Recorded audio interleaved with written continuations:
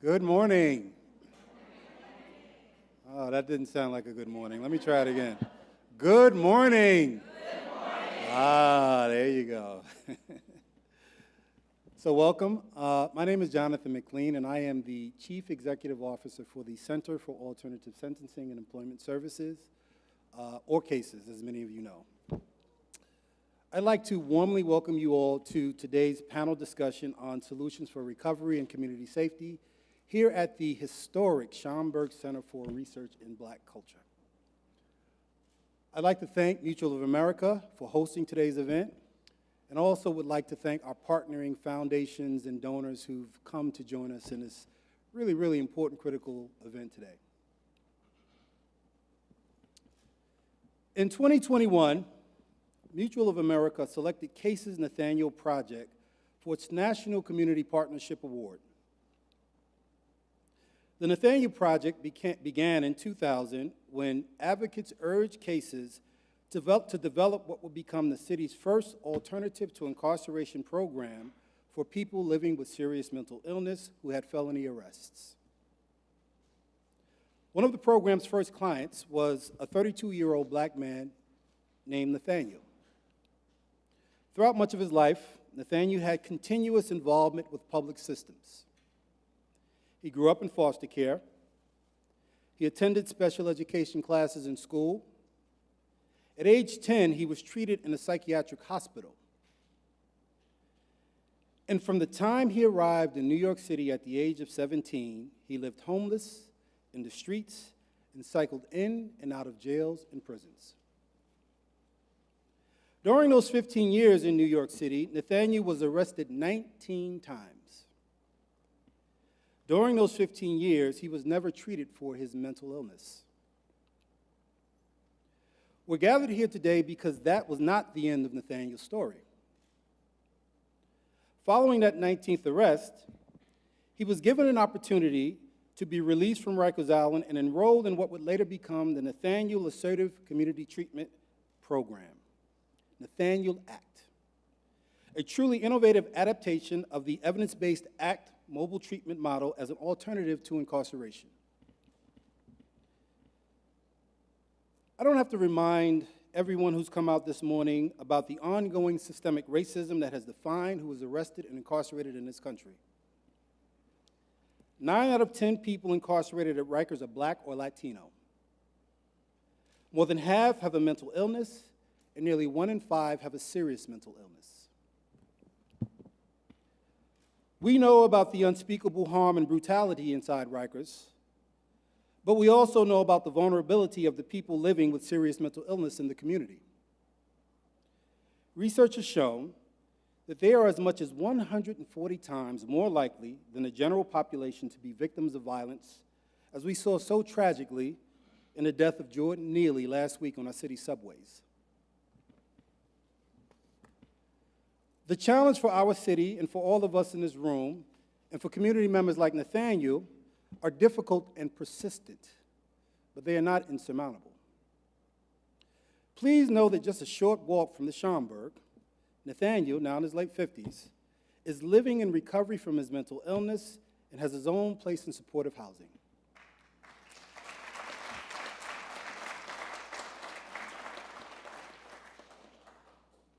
Nathaniel's story is representative of the resilience and hard work of so many Nathaniel program clients over the years. The program's predominantly black and Latino participants have consistently achieved improvements in health, housing, and community engagement, including employment.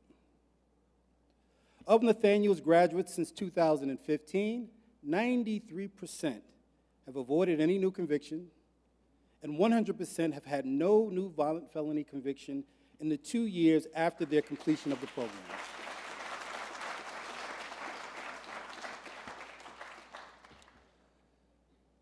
When I joined CASES this past September, I knew about his reputation as an organization operating innovative programs like Nathaniel ACT, but that wasn't the only reason why I wanted to join this organization. As some of you in this room know, as a formerly incarcerated person, the work of cases is personal to me. We are here today because of our humanity is tied into the humanity of the people we serve. Our family members, friends, and neighbors living with criminal legal system involvement and serious mental illness. We are here today because of people. People comprised of flesh and blood. People who lead nuanced, complex lives and who deserve to be treated with the same dignity and respect we would want for ourselves. No person living with mental illness in a city deserves to live in a city or live a life where their basic needs are not met, yet it happens every day. No person living with mental illness in a city deserves a life where the de facto treatment option is a jail or a prison, yet it happens every day. No person living with mental illness in the city should be devalued and disparaged because they are black or brown, yet it happens every day. And no person living in the city with mental illness deserves to be brutalized and killed because they are struggling with that illness. So today we are here to discuss solutions that are proven to work. This doesn't mean that these are panaceas to problems rooted in systemic racism, intergenerational neglect, and our confounding unwillingness as a society to provide for people's basic needs. But we believe that these are the solutions that best meet the needs of the people we serve. In his famous "Where do we go from here" speech, the Honorable Dr. Martin Luther King Jr. eloquently framed the difficult yet necessary road to racial justice in America. He reminded us that, as painful as it is, we must walk on in the days ahead with an audacious faith in the future. Nathaniel ACT was founded in that kind of audacious faith. People living with serious mental illness and arrested for felony charges deserve compassionate care, and if engaged in real solutions, can achieve healing and recovery in the community. I'm now pleased to share a few moments from the story of one of the people we have had the honor of serving, his name is Sal, in a video produced by Mutual of America in honor of our award, as a final introduction to the work of Nathaniel ACT. After that, we'll go straight into our panel conversation with distinguished guests, the Manhattan District Attorney, Alvin Bragg, Ann Sullivan, Commissioner of New York State Office of Mental Health, and Megan Kirk, Treatment Team Leader of Cases Nathaniel ACT Team. Thank you all for coming together here this morning and for your audacious faith in the hard and sometimes messy work of real solutions for recovery and community safety. I want to say one more thing before we go into the video. We are in a phenomenal historic place. Please make sure, if you don't get a chance to do it today, to check out the marking time exhibit, Art in the Age of Mass Incarceration. Thank you.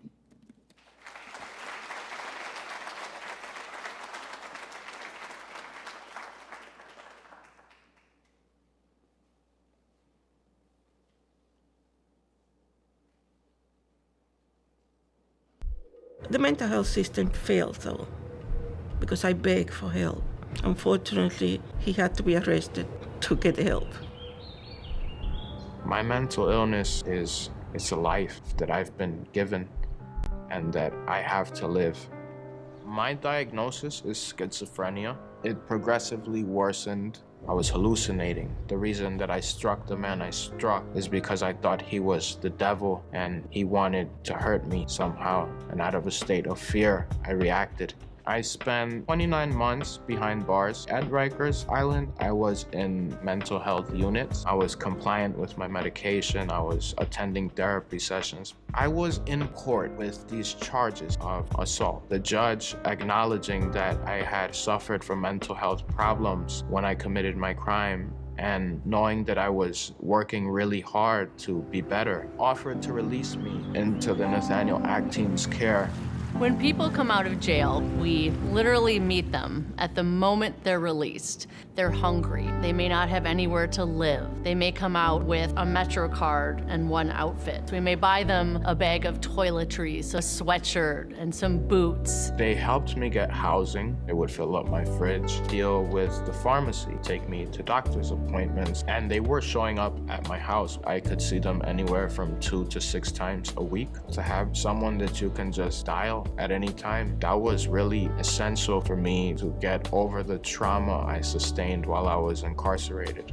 Had I failed to complete the program in the mental health court, I would have had to go to prison for 7.5 years. And the person who I actually struck, he found it in his heart to forgive me. He wanted me to get help. Jesus gave him a second chance. He's going back to college, and he's working hard to make sure people understand the mental illness is real. I didn't think, finally I'm free. I thought about everybody who was not going home. They needed the same kind of empathy that I needed. Our crimes may have been different, but the circumstances were somewhat similar.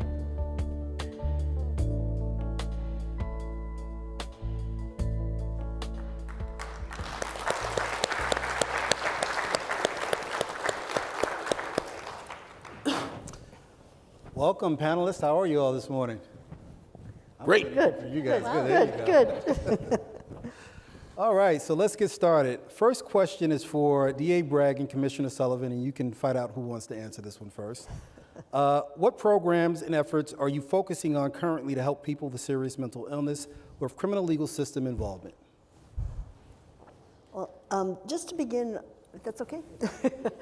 Just to begin, I think that certainly, what was described today in terms of Nathaniel ACT is one of the big pieces of what we do, which is ACT teams. But I have to emphasize that across our system of care, we have services that work with individuals who've gotten into the criminal justice system.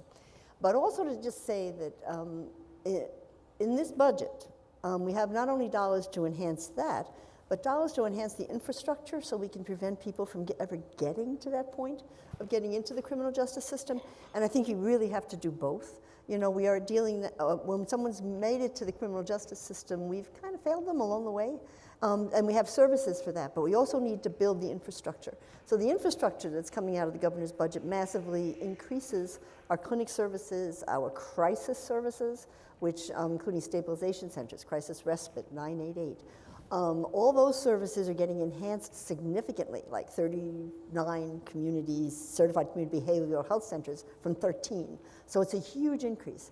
On the other end are the individuals who have not connected well with us, who have kind of lost connection to the system or gotten into the criminal justice system.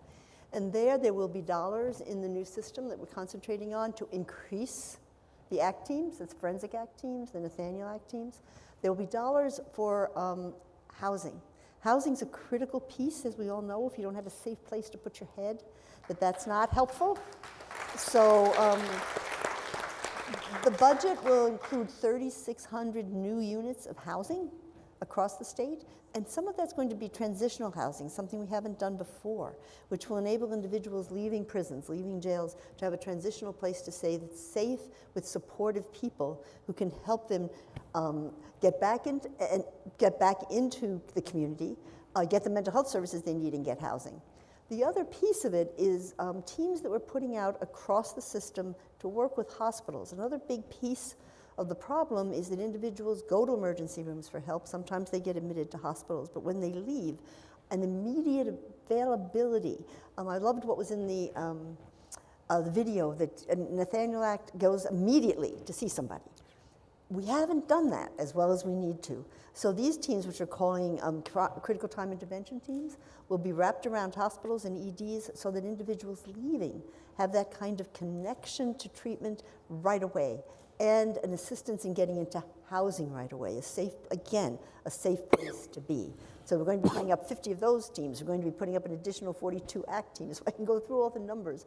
But what I have to say is that the reality here is that the work that we're doing to work with all these populations, there's a significant impact in this budget. It's $1 billion that's coming to mental health. And I've never seen that before.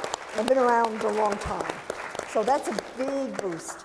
And then we also have a lot of reentry services, which I won't go into detail, but are really extensive from the prison system.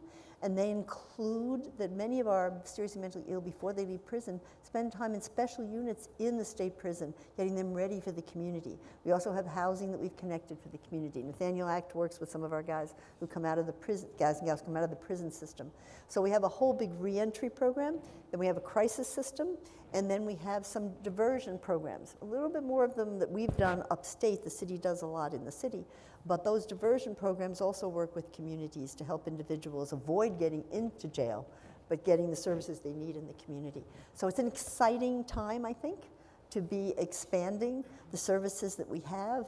And I think that there's a commitment for people who've gotten lost in the system. And also lots of services for sadly, our homeless individuals with mental illness who end up living on the streets. That's another big investment in both housing and teams to work with them. So just one. A lot of stuff. Okay. Yeah, Bragg? I'm phenomenally excited about this $1 billion. I have been since the governor announced it in the State of the State, and we were talking about it beforehand. I mean, obviously things have become more acute because of COVID dislocations, but as you said in your remarks, this is intergenerational. I was thinking as you were speaking about, when I first learned about cases when I was interning at the Neighborhood Defender Service of Harlem, which is about 10 blocks away from here. And I was leaving that college internship and walking home to where I grew up right around the corner from here. And many of the conditions you talked about were on full display during that 15-block walk. And Cases was hard at work addressing that then, but as the commissioner said, this infusion of $1 billion is really, really new and I think meets the moment. At the district attorney's office, we're trying to do exactly what the commissioner said, sort of on the front end with community investments in prevention and all the way to, so obviously working Nathaniel ACT and ROAR and scaling up our ATI. So I'll just give a couple of examples on the front end. It's not $1 billion, but we invested $9 million in a procurement process that we started last year that has, I'll just talk about one of the components, maybe later there'll be time to talk about the others, kind of peer navigators in our communities in up to 6 Manhattan neighborhoods connecting with people in distress on the street. And we know those kind of connections take time, they take know-how, and they take people who know the neighborhoods and have the expertise, like people at Cases. So funding those groups in up to 6 neighborhoods so they don't ever get to us. That's right. That's on the front end. And then on the back end, we've started a new division called Pathways to Public Safety, the thesis of which is early intervention, early assessment of cases so that we can get them connected with cases earlier. I saw some of our partners in the judiciary as well here who've been very helpful in standing that up. And our rate of referrals to our felony alternative to incarceration court, our mental health court is up very, very high. And I'm, at the same time that all the crime stats in Manhattan are going down. And I think that juxtaposition is what we're all talking about. This is public safety work. No, phenomenal. Just the onus on the front end work is really exciting, even though we're in trying times. So thank you both for that. Megan, this question is for you, and maybe Commissioner Sullivan, you can tag on. ACT is a team-based approach. Why does it work so well? And what are the key aspects that make this approach so successful? Absolutely. Assertive community treatment is a multidisciplinary team of professionals with different areas of expertise, different strengths. And so we really work together and partner with each client to develop a highly individualized treatment plan based on their particular circumstances and needs, as well as the particular providers that they may be working with, their families, community members they identify as supports. So we're really addressing from the ground up in a human person-to-person way, what is at the heart of recovery?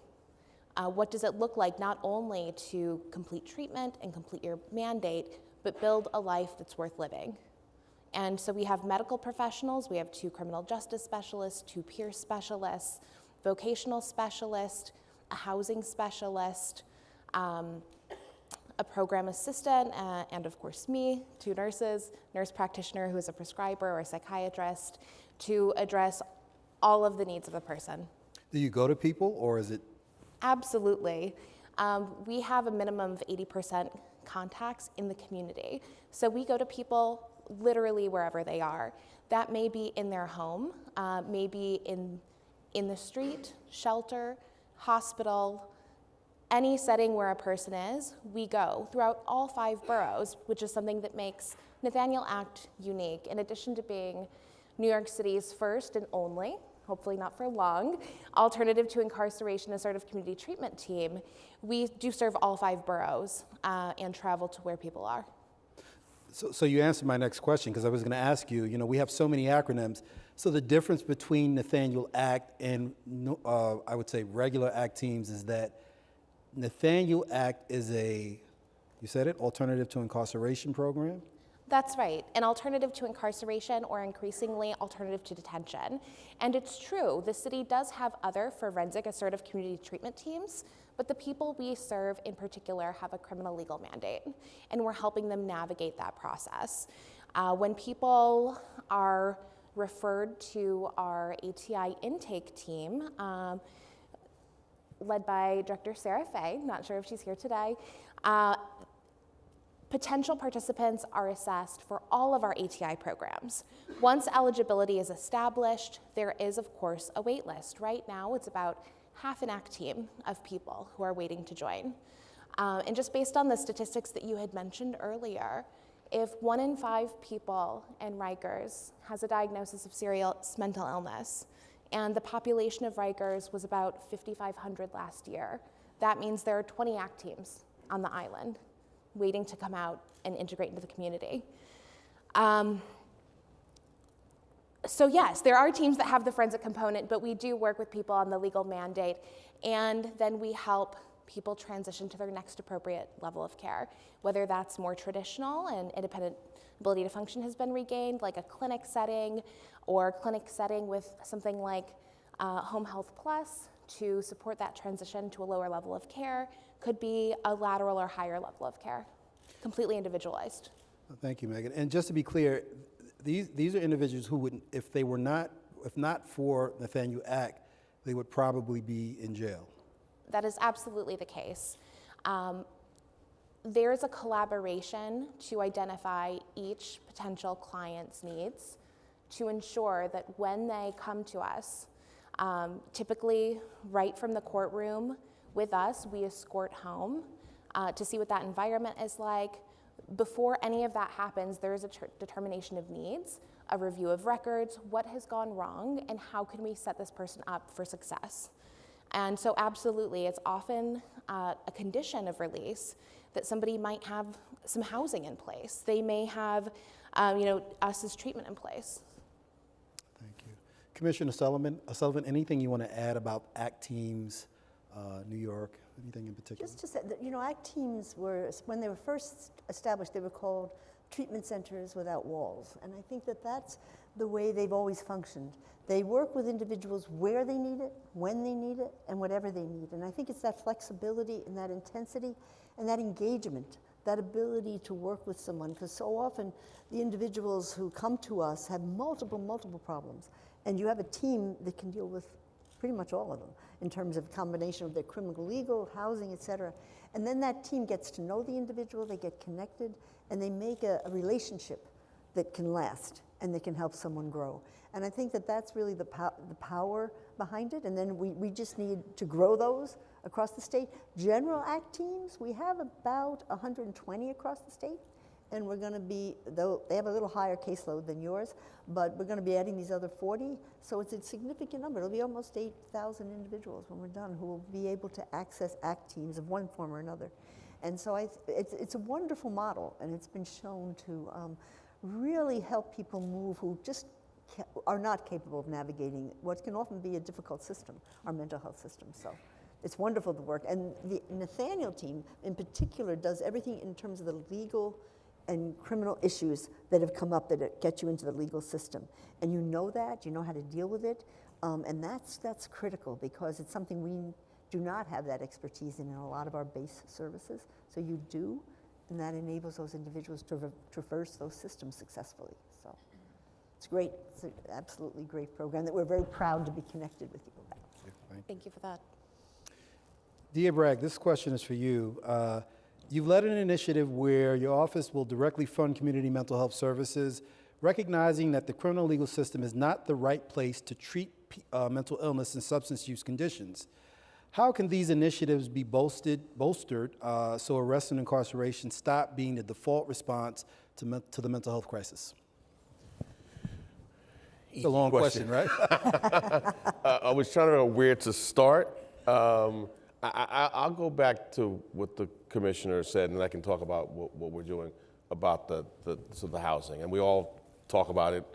We all know the need for it. But I will say, and that's one of the reasons I'm most excited about the $1 billion and that commitment, because that would address a lot of the things that we see, right? We, in our attempts to sort of have more cases connected, we are often, making very challenging decisions about sort of what is available to any one individual. And of course, we have a suite of services, probably far more so in Manhattan than maybe perhaps anywhere else in the country.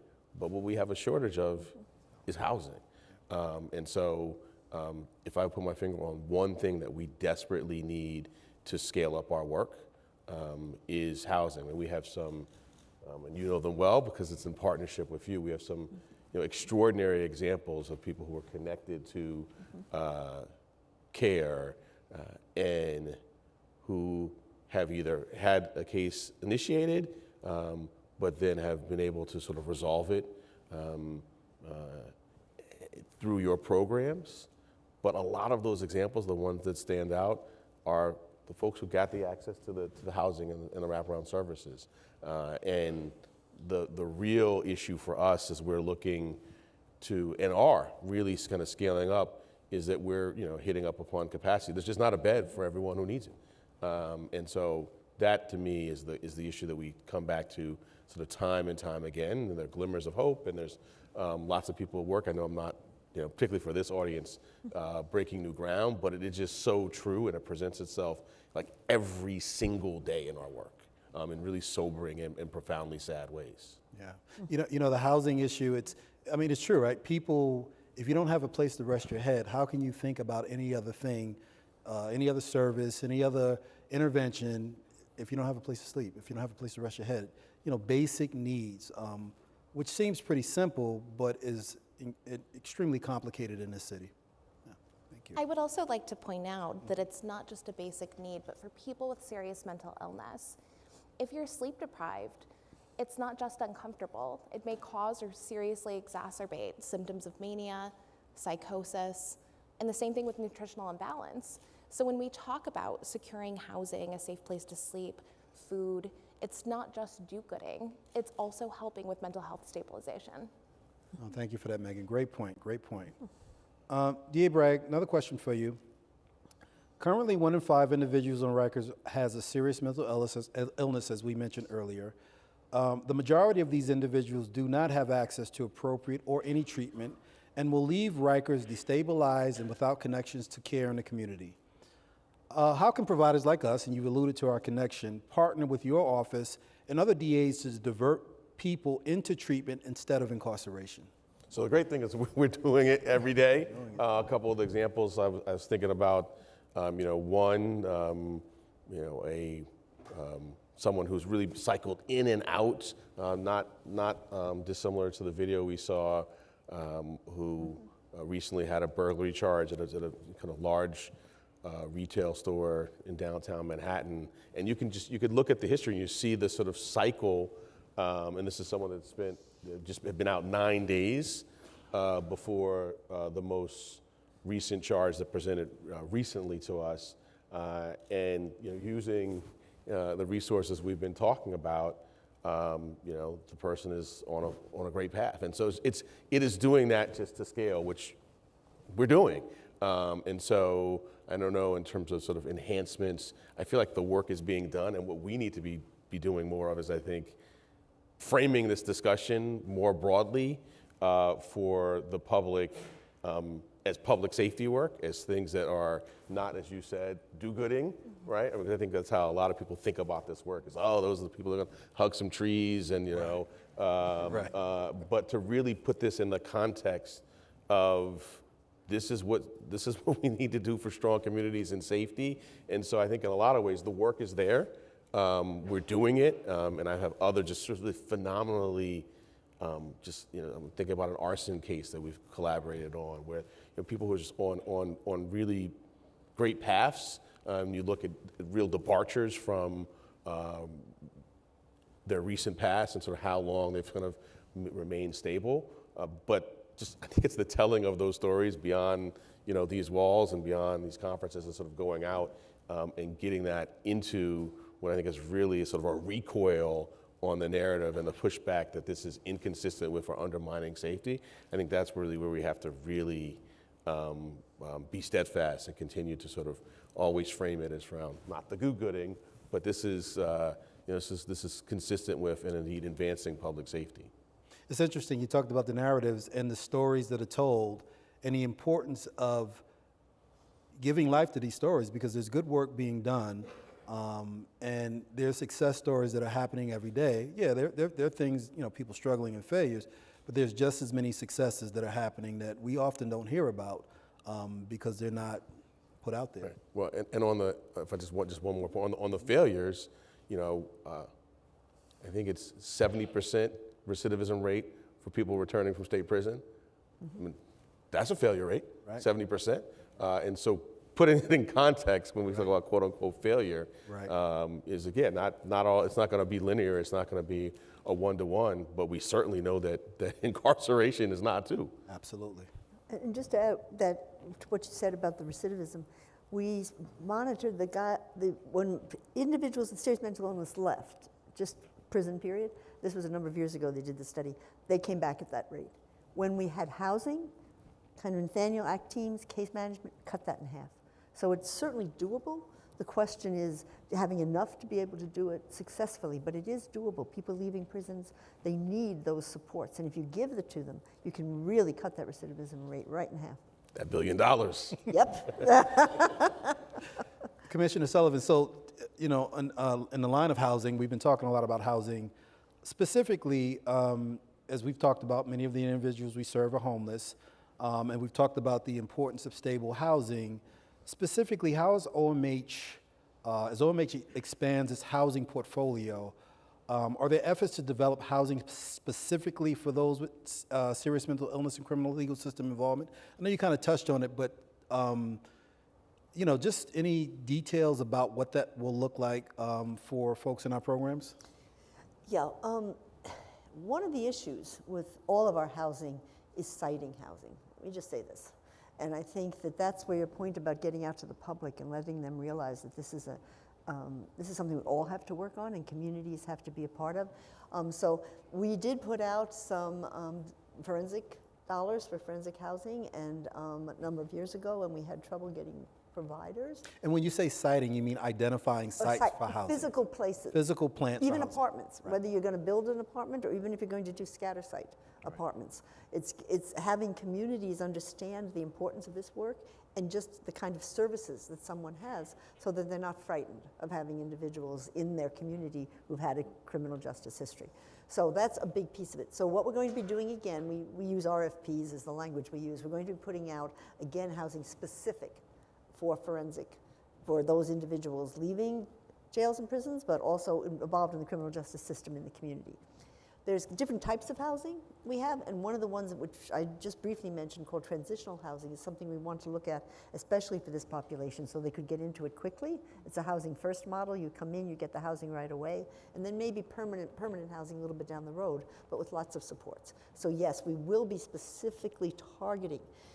Often when you do supportive housing outreach, you have to have lots of services built into the housing. So we pay more for that for forensic, and we will in these RFPs coming out so that there'll be more supports for individuals in the housing. That's the 3,500, 3,600 that are coming out now. We also have our pipeline housing, which is coming out another 2,000 or 3,000 each year. And pipeline housing is? Ishai, the Empire State The 20,000 supported units that everybody's been talking about over the years, that continues to come out. Often 2,000 to 3,000 of those appear every year as you went out the 10 years. So that's a big influx of housing. So yes, some of it will absolutely be targeted for this population, and we need the providers out there to work with us with it, and we also need the communities to work with us. Right. That's a great point about the challenges of people going, living with mental illness, being in the community, and communities openly accepting your neighbors, our fellow city dwellers. Yeah. Thank you. DA Bragg, when people have serious mental illness, their cases tend to take much longer. How can we develop programs working with stakeholders like you to move these cases through quicker? So, I mean, this is something that's been a particular focus for us when we look at our population in Rikers in particular.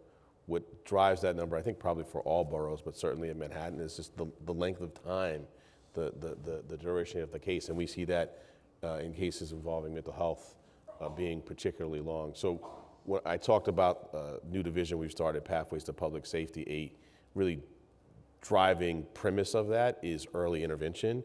Having our offices divided, much of our street crimes is handled in 6 bureaus, and having people embedded in each of those bureaus with expertise, and so that everyone have someone to go to, and really with the thought that right after arraignments, assessing and not waiting for a defense motion that might happen in 9 months, not waiting to see about other pretrial litigation, but affirmatively and proactively assessing and then having that assessment done by people who have true expertise, and I say true expertise as the lawyers, but then also talking to and relying on clinicians. And so that we're already starting to see affecting our length of stay and our diversion rate. And so that's what, I mean, you asked me, I think, what folks need to do. I like to start at home about what we need to do, and that's what we need to do, and that's what we're doing. Great, thank you. Megan, this question is for you. Can you talk about the role of partnerships in the effectiveness of Nathaniel ACT, the only one in the city, I might add, beginning with the court process and the moving, supporting people in the community? Absolutely. I think we touched on this a little bit earlier. From the very point a potential client is identified, there's a sort of partnership. We see people who are identified as a potential client and referred to us, cases.org/referrals. Really easy link from the mental health courts, from an increasing number of defense attorneys, forensic institutions, but also an increasing number of self-referrals based on word of mouth and recommendations from existing clients. So can I ask you about that? How does that work? How does the self-referral walk into Nathaniel ACT and receive services? They just walk into the program? How does that work? Well, you would visit the website, or you would contact ATI Intake, and you would be assessed, you or the person whom you're referring, for all of the ATI programs, and you would then be informed what is the best fit for you. If it's Nathaniel, we, DA, any other providers involved, Center for Justice Innovation, potential housing providers, we all coordinate to identify and address the needs to make a plan to set people up for success on their release. And we, on the day of admission into our program, identify a series of immediate needs that we can then address in the moment, while we're also collaboratively developing that individualized treatment plan centered around the client's own goal, which often includes completion of the mandate, but also very often includes other things. I want to go back to school. I want to talk to my family again. Whatever the case may be, we're there to support. From there on, we also partner with the providers that I mentioned, housing, the mental health courts, also other like assisted outpatient treatment. We have a number of clients who are involved in other systems, and we certainly help them navigate those as well. If someone does end up in a place of confinement, like a hospital, or has another charge, we also help them navigate that. Excellent. Excuse me, can I say something? Hi,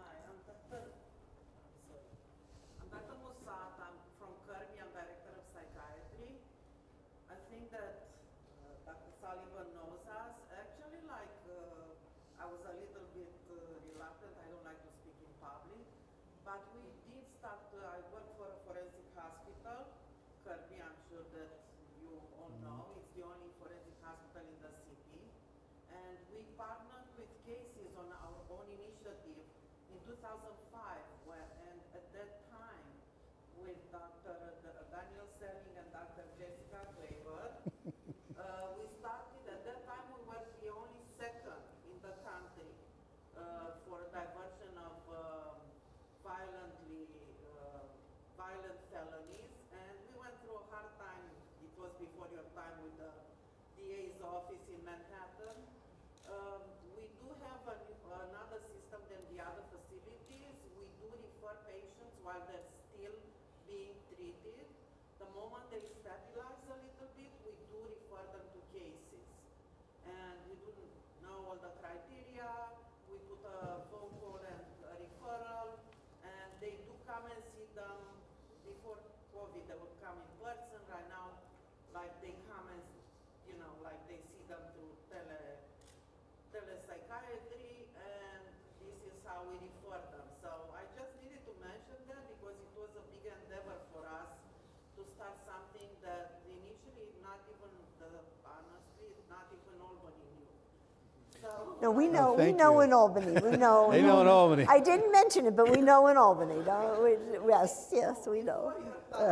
No, but they knew in Albany. They knew in Albany. No, but thank you for that, because this is a prime example of forging partnerships that didn't previously exist. So really, thank you for giving us that example, and I'm happy it was with us. So thank you for sharing that.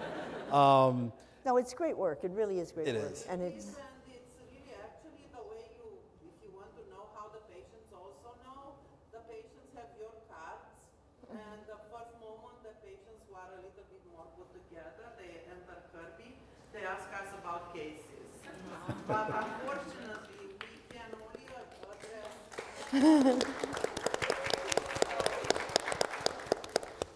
like we really appreciate cases. It gives them such a hope. You cannot imagine how excited they are that somebody's gonna help them navigate all this, and they do know that if they are gonna relapse or not do well, they know everything, and they agree with AOT, with actings, with everything. So that's a big deal for us, because we managed to make them fit, give them hope, and they work harder on the fitness issues so we can move them faster. The only thing is that we can only do this for Manhattan.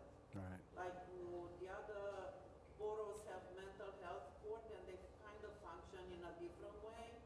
So the patients that hear this from other boroughs are very disappointed. So.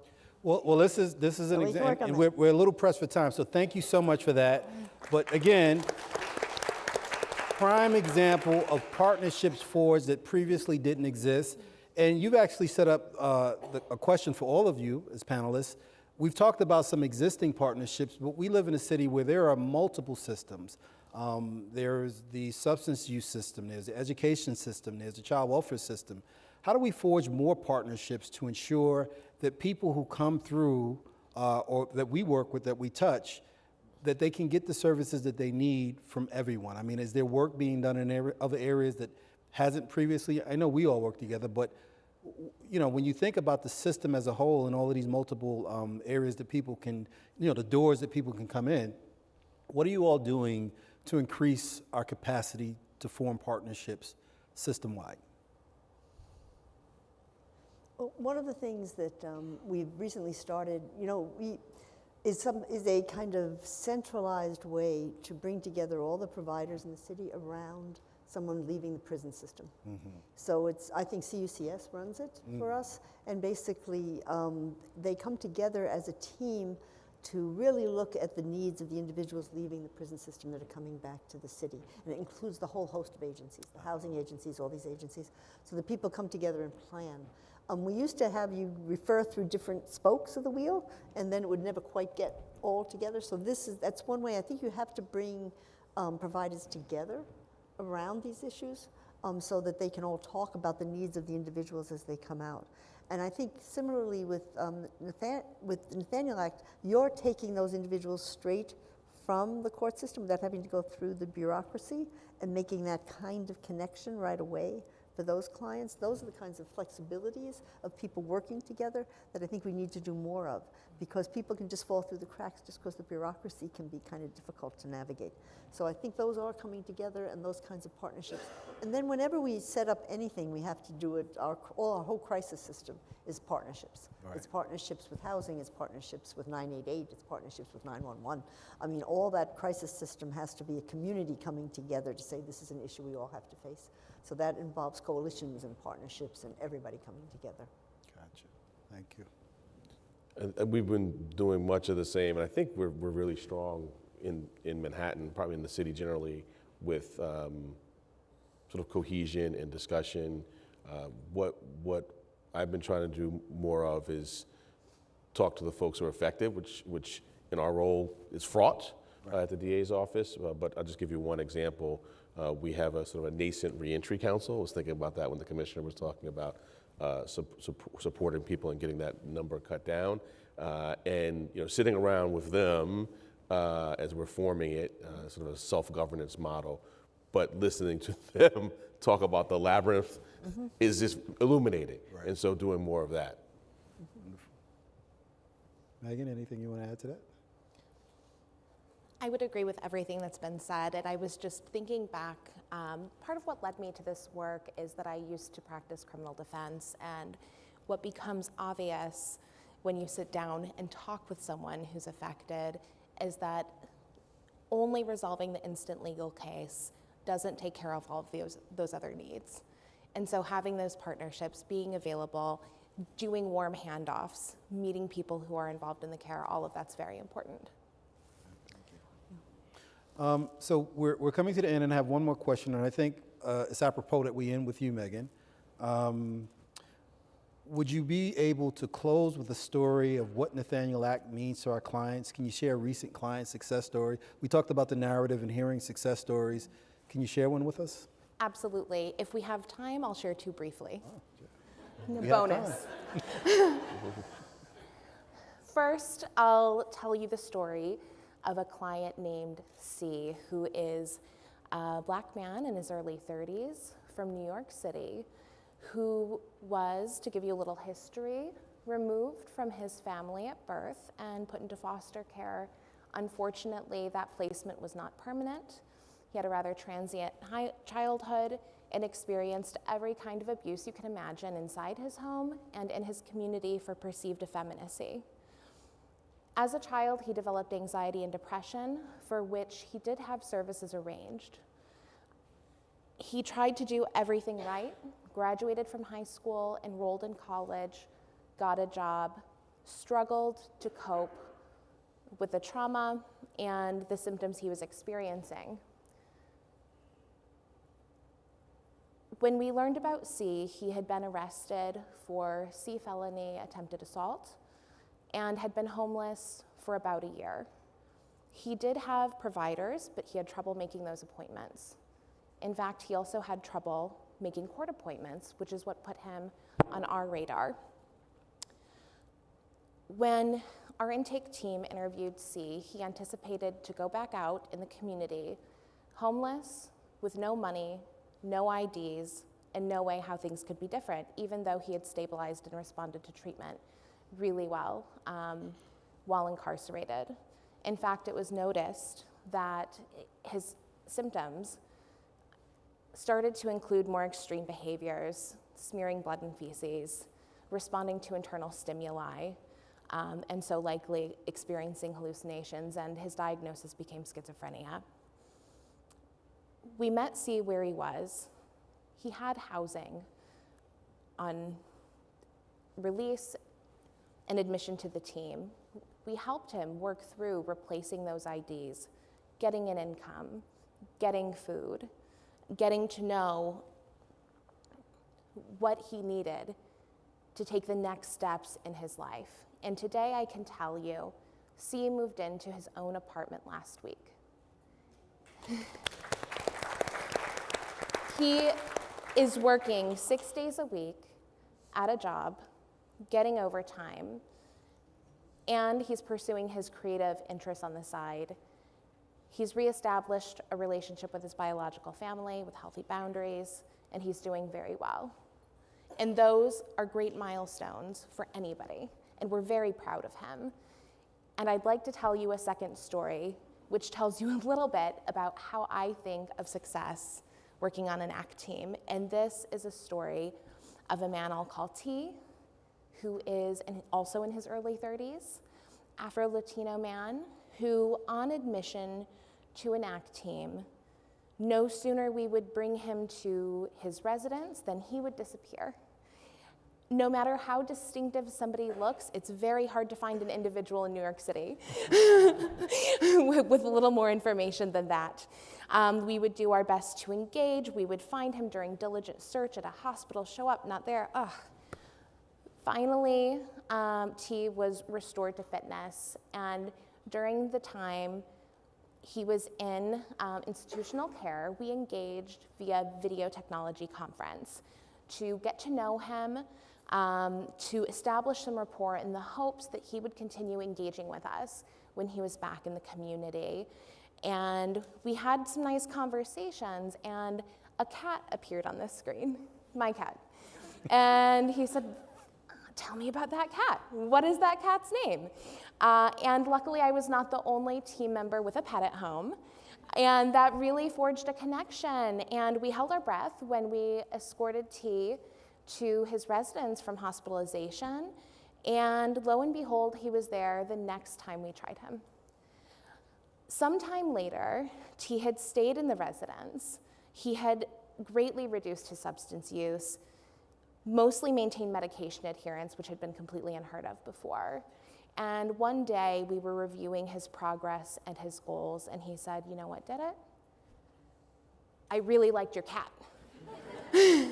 And so I like to think of what we do with persistence and creativity, creating conditions where the client can find their cat, the catalyst for change.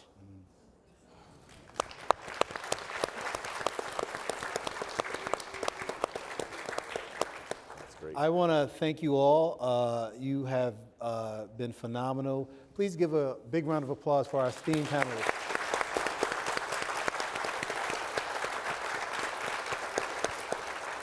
And I want to thank you all for coming and joining us today in really honoring and celebrating this really, really critical work. Thank you. Thank you all.